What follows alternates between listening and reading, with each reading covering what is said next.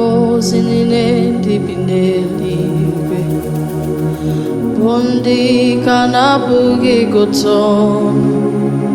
Kansorondo keye Agunana huba ocheze buruburu Bakbandana bugi goton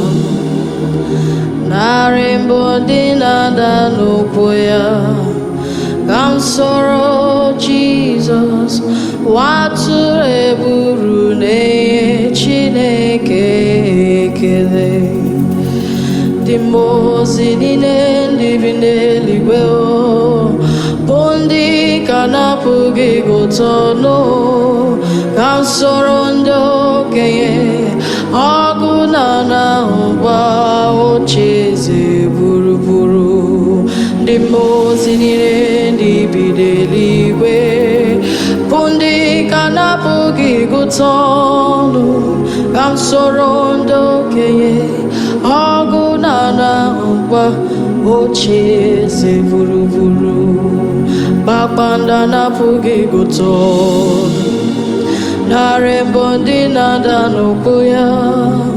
Kansoro Jesus Wature buru ne Chineke ekele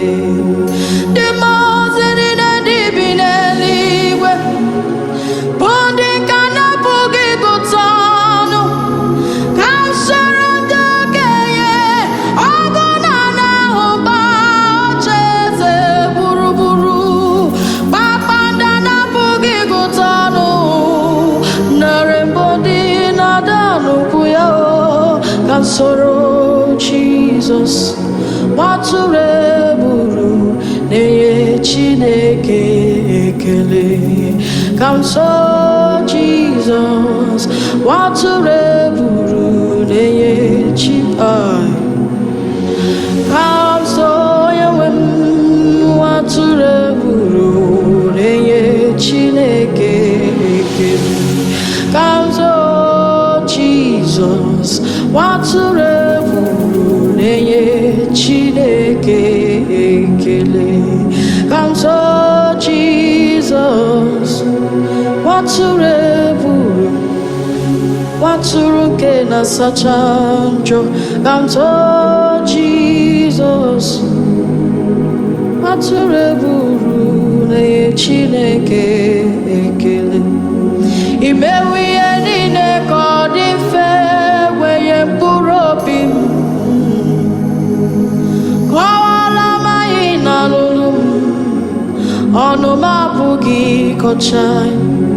Imewi enine kodife Weye mpurobi mo Kwala maina lulumo Ono mabugi kochai Agimeri enine kodife Weye mpurobi me Kwala maina lulumo Gai Ono mabugi kochaya Agamakono lewe arole papa Ono mabugi kochaya Ogologondi jiri chomoma Ono mabugi kochaya Makimeri yenine kodife